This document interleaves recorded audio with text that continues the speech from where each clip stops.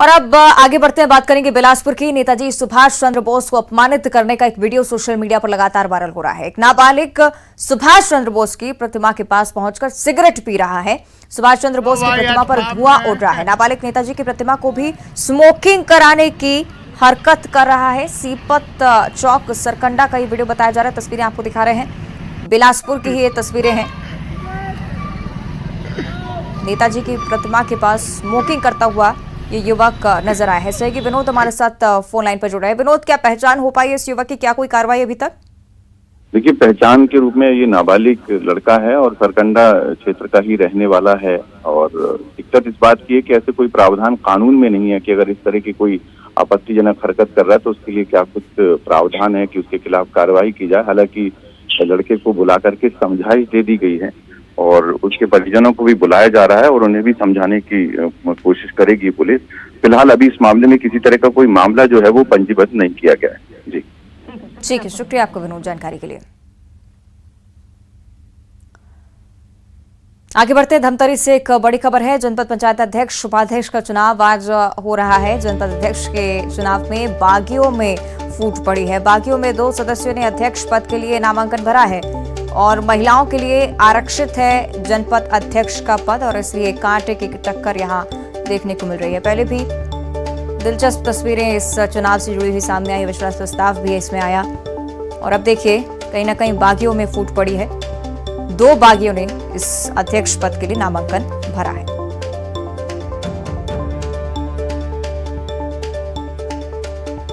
तो महिलाओं के लिए आरक्षित है जनपद अध्यक्ष का पद। अब आगे देखना है किस तरह से इस चुनाव के नतीजे सामने आते हैं।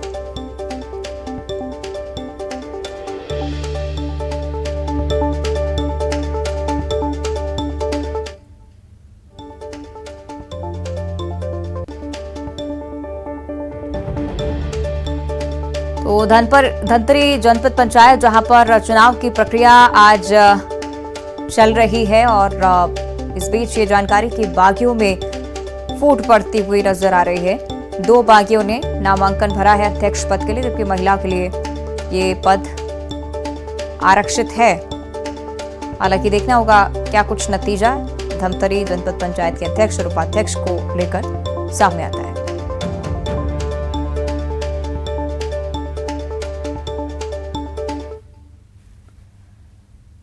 और चलिए फर्स्ट रिपोर्ट की शुरुआत करते हैं और सबसे पहले जिक्र करेंगे शिवपुरी के माधव नेशनल पार्क का, जहां पर 27 साल बाद आज 3 नए बाघों को बसाया जाना है।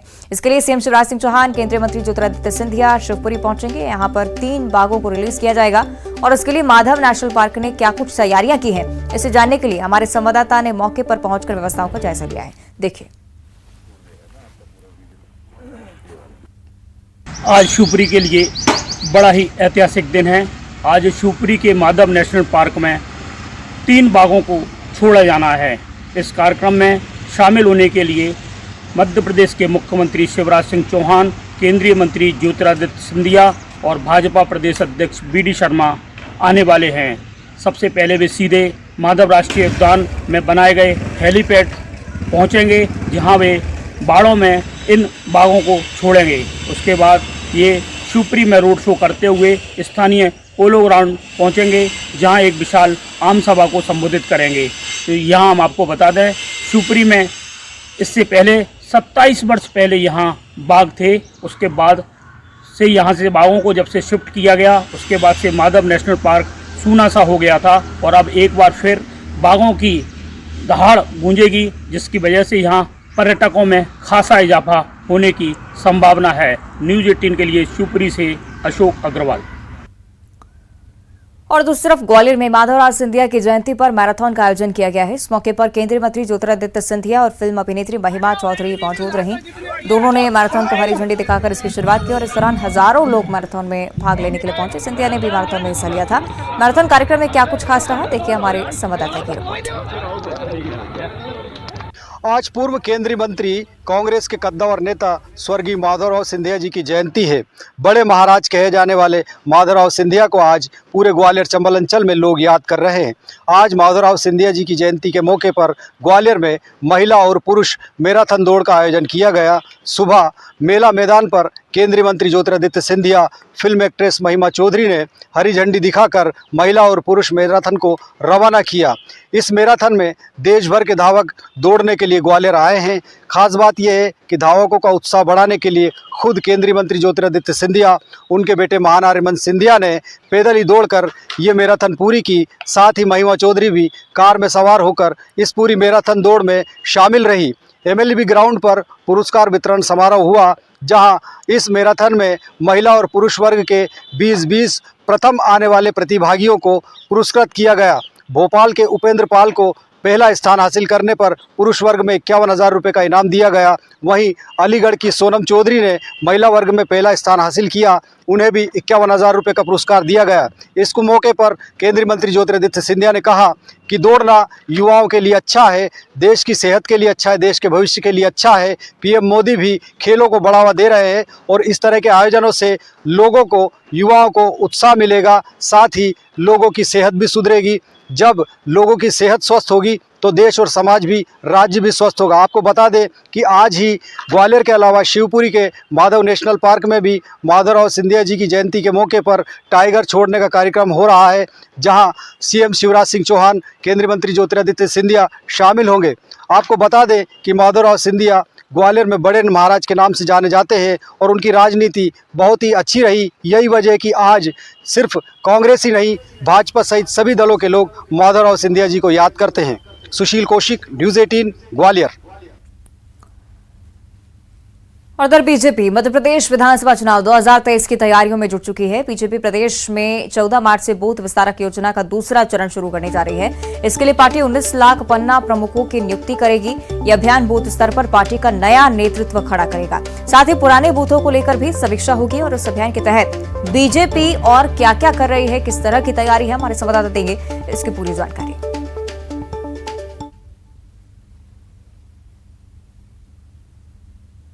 मध्य प्रदेश में भाजपा अब विधानसभा चुनावों से पहले अपने बूथों को मजबूत करने जा रही है और इसको लेकर बूथ विस्तारक अभियान पार्ट 2 की शुरुआत हो रही है और इसका लक्ष्य यही है कि बूथों पर करीब 19 लाख पन्ना प्रमुखों की नियुक्तियां की जाएंगी और इनके जरिए ही प्रदेश भर के हर बूथ को मजबूत करने की जो प्रक्रिया है वो शुरू की जाएगी। और इसी के साथ ही जो 65,000 बूथों पर 13 लाख से ज्यादा जो पन्ना प्रमुख थे उनकी भी नए सिरे से समीक्षा की जाएगी। मकसद यही है कि विधानसभा चुनावों से पहले कमजोर बूथों पर भाजपा को अपनी पकड़ मजबूत करनी है और हर बूथ पर अपना वोट शेयर बढ़ाना है। हर बूथ पर 51% वोट शेयर बढ़ाने का जो लक्ष्य है वो रखा गया है और इसी कड़ी में लगातार बैठकें होंगी और नए 19 लाख पन्ना प्रमुखों की नियुक्तियां की जाएंगी और हर बूथ को मजबूत करना है और साथ ही साथ जो कमजोर बूथ हैं जिसमें संख्या करीब 18,000 के आसपास है, उन कमजोर बूथों पर पकड़ मजबूत करनी है और साथ ही साथ जो प्रकोष्ठ और मोर्चों को अलग अलग जिम्मेदारियां सौंपी गई हैं।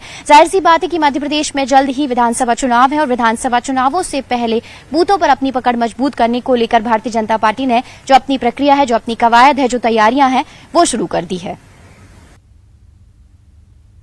इधर छतरपुर में अतिक्रमण के खिलाफ प्रशासन ने कार्रवाई की है। प्रशासन ने जिला अस्पताल के पास अवैध तरीके से बनी दुकानों पर बुलडोजर चलाया है और इस कार्रवाई के लिए मौके पर भारी तादाद में पुलिस बल मौजूद रहा। हमारे संवाददाता ने भी मौके पर पहुंचकर स्थिति का जायजा लिया है। जिला अस्पताल के पास कितनी दुकानें थी, किस तरह से यहां पर कार्रवाई हुई है, क्या कुछ इस दौरान देखने को मिला, हमारे संवाददाता की सीधी रिपोर्ट में देखिए। अवैध निर्माण के खिलाफ जिला प्रशासन का बुलडोजर आज फिर से चला है और यह बुलडोजर छतरपुर शहर के किशोर सागर तालाब पर चलाया गया है, जहां पर नजूल की सरकारी ज़मीन पर अवैध तरीके से बनाई गई दुकानों को बुलडोजर के जरिए जमींदोज किया गया है। यहां पर नगर पालिका का अमला मौजूद है और लगातार यहां पर जो मलबे में जो सामग्री दबी हुई है उसको निकालने का प्रयास लगातार किया जा रहा है और इस ज़मीन पर जो दुकानें बनाई गई थी उनके मलबे को हटाए जाने की कार्रवाई शुरू है। बताया जाता है कि जिला अस्पताल के बगल में बनी इन दुकानों को इसलिए जमीन दोज किया गया है क्योंकि यह सरकारी ज़मीन पर अवैध तरीके से बनाई गई थी। वहीं दूसरी तरफ जिला प्रशासन का कहना है कि इन दुकानों का जो गिराए जाने के बाद जो मलबा हटाया जाएगा उसके बाद यहाँ पर जो जिला अस्पताल का प्रसव वार्ड है उसके लिए यहाँ से आने जाने के लिए महिलाओं को रास्ता दिया जाएगा और यहीं से प्रसव के लिए महिलाएं अंदर अस्पताल में प्रवेश करेंगी।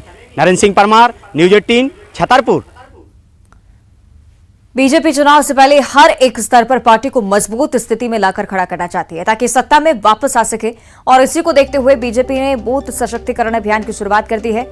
आज रायपुर दक्षिण विधानसभा की सीट पर कार्यशाला का आयोजन किया गया और उस आयोजन पर पूर्व मंत्री बृजमोहन अग्रवाल भी पहुंचे। कार्यशाला में बीजेपी किस तरीके से रणनीति पर काम करने वाली है, हमारे संवाददाता इस बारे में पूरी जानकारी आपके साथ साझा करेंगे।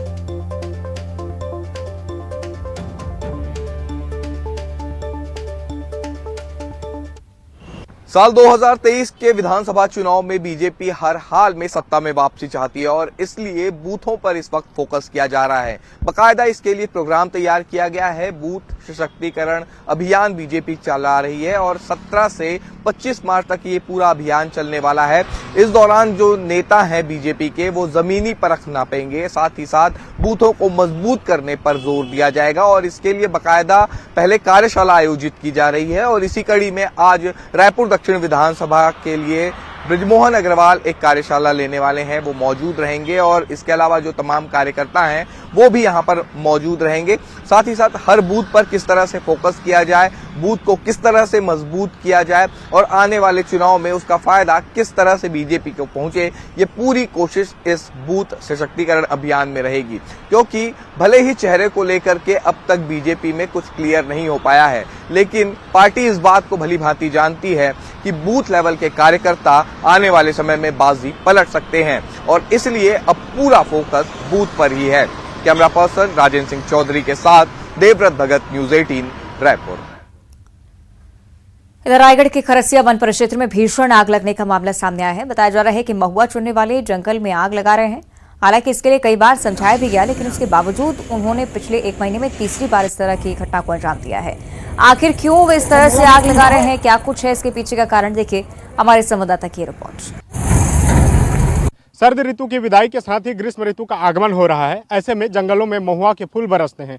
महुआ के फूल वन्य जीवों के लिए एक पौष्टिक आहार होता ही है, साथ ही जो लोग वन पर आश्रित रहते हैं उनके लिए आजीविका का एक बड़ा साधन भी होता है। रायगढ़ में बात करें तो रायगढ़ और धर्मजयगढ़ 2 वन मंडल है जहां पर महुआ के फूल बरस रहे हैं। जो जनजाति के लोग हैं वो लोग महुआ के फूल बिनकर उनका एक जीविका चलता है, घर परिवार चलता है। लेकिन कुछ लोग हैं जो महुआ फूल बिनने के लिए जंगलों को काफी नुकसान पहुंचा रहे हैं। बात करें रायगढ़ वन मंडल के खरसिया वन परिक्षेत्र अंतर्गत कुछ ऐसे जगह है जहां पर महुआ फूल बिनने के लिए छोटे झाड़ियों को आग के हवाले कर दिया जा रहा है। आग लगाने की वजह से छोटे झाड़ियों को नुकसान हो ही रहा है, इसके साथ ही जो बड़े पेड़ पौधे हैं उनको भी नुकसान हो रहा है। वन्य जीवों को नुकसान होने के साथ साथ अब बात करें जो महुआ के फूल है, महुआ के पेड़ है, वो भी इसके आग के चपेट में आ रहा है। ऐसे में रायगढ़ वन मंडल के अधिकारियों को इनके ऊपर कार्रवाई करनी चाहिए। अभी तक देखा जाए तो इस रायगढ़ क्षेत्र में किसी के ऊपर भी आगजनी के वजह से अभी तक कोई कार्रवाई नहीं हो सकी है। इसीलिए जो आग लगाते हैं जंगलों में उनके मनोबल बढ़े हुए हैं। रायगढ़ में बात करें तो रायगढ़ के धर्मजयगढ़ और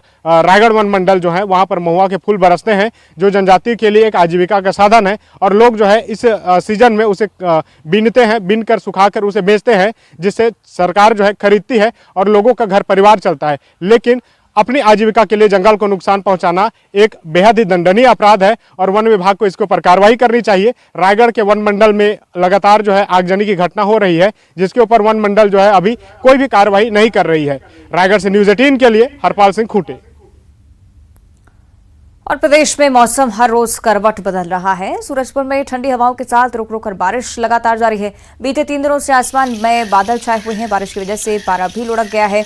वहीं लोगों को हल्की ठंड का एहसास होने लगा है। सूरजपुर में बारिश के बाद कितना मौसम बदला, क्या कुछ वहां का नजारा है, स्थिति देखिए। सूरजपुर जिले में बीते 3 दिनों से मौसम का मिजाज बदला हुआ है। जहां बीते 3 दिनों से ठंडी हवाएं चल रही है, वहीं आज सुबह से रुक रुक कर बारिश हो रही है। वहीं आसमान में बादल छाए हुए हैं। नतीजा ठंड का आलम बढ़ा हुआ है, तापमान में गिरावट हुई है। ऐसे में जो सब्जी के किसान हैं, इस तरह के मौसम के बदलाव से उन्हें काफ़ी परेशानी होने वाली है। चाहे वो गोभी के फसल हो या नए मक्के की फसल हो, दोनों को ही इस तरह के मौसम के बदलाव के कारण परेशानी का सामना करना पड़ेगा।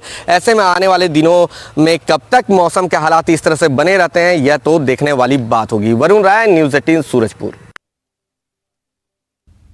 बिलासपुर इंदौर वासियों को महज 5 महीने पहले हवाई सौगात मिली और यह हवाई सौगात अब हवाई हो चुकी है। 26 मार्च से बिलासपुर इंदौर हवाई सेवा को बंद करने की तैयारी है। क्या कुछ उसके पीछे की वजह है, क्या हालात है, देखिए रिपोर्ट में। बिलासपुर से इंदौर जाने वाली हवाई सेवा की उड़ान 26 मार्च से बंद कर दी जाने की घोषणा के बाद से बिलासपुर वासियों में खासी नाराजगी है और इस बात को लेकर के हवाई सेवा जनसंघर्ष समिति, जो कि लगातार हवाई सेवा विस्तार के लिए बिलासपुर में आंदोलन कर रही है, अब गांधीगिरी की तर्ज पर एक प्रदर्शन करेगी, जिसमें आज ये प्रदर्शन शुरू हो रहा है। गांधीगिरी की तर्ज पर ये प्रदर्शन होगा और जितने भी जनप्रतिनिधि बिलासपुर के हैं, उनके निवास स्थान पर हवाई सेवा संघर्ष समिति के लोग गुलाब का फूल लेकर जाएंगे, उनके दरवाजे पहुंचेंगे। उनकी ये मांग होगी कि इंदौर बिलासपुर हवाई सेवा को यथावत रखा जाए। अक्टूबर 2022 में इस सेवा को शुरू किया गया था, तब काफ़ी ज़्यादा उत्साह बिलासपुर वासियों में था और ये माना जा रहा था कि आने वाले दिनों में और भी हवाई सेवा की उड़ानें जो है बिलासपुर से शुरू होंगी।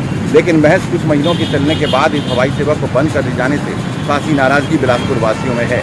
इससे पहले बिलासपुर सांसद को भी एक ज्ञापन सौंपा गया था, जिसमें ये मांग की गई थी कि इस हवाई सेवा को सुचारू रूप से जारी रखा जाए और आश्वासन मिला था इस मामले में केंद्रीय उड्डयन मंत्री से बातचीत करके इस हवाई सेवा को यथावत रखा जाएगा।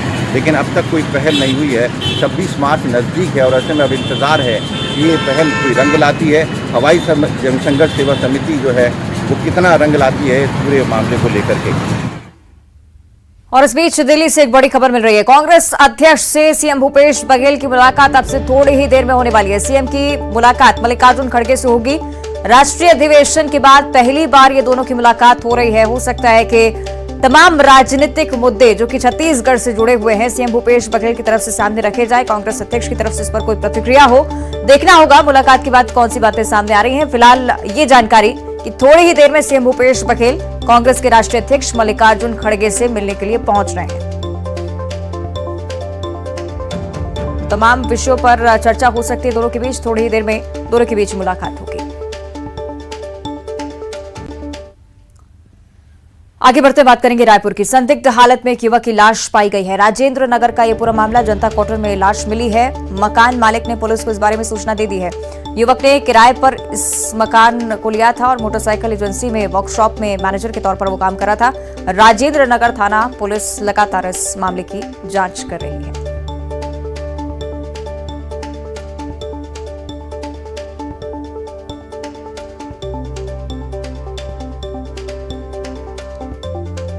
रायपुर से खबर है, जहां संदिग्ध हालत में एक युवक की लाश पाई गई है। आपको बता दें कि राजेंद्र नगर में जनता क्वार्टर का ये पूरा मामला है, जहां पर लाश पाई गई है। किराए के मकान में ये व्यक्ति रह रहा था। हालांकि मकान मालिक ने फौरन इस बारे में पुलिस को सूचना दी है। पुलिस मौके पर मौजूद है। घटना की तफ्तीश की जा रही है। मोटरसाइकिल एजेंसी में वर्कशॉप मैनेजर के तौर पर युवक काम कर रहा था।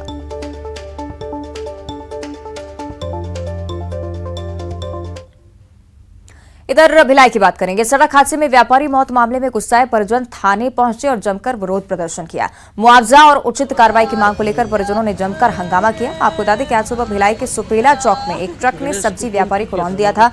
इसमें घटनास्थल पर ही सब्जी व्यापारी की मौत हो गई थी।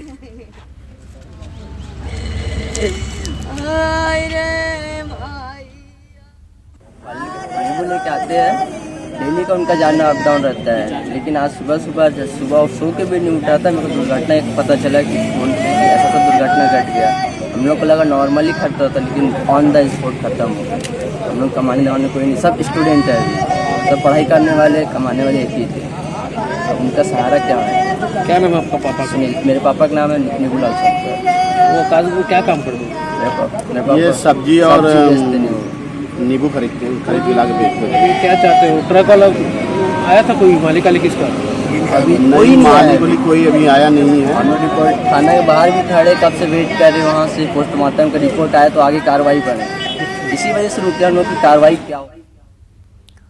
और इसी के साथ फर्स्ट रिपोर्ट में इतना ही। देखते रहिए न्यूज़ 18।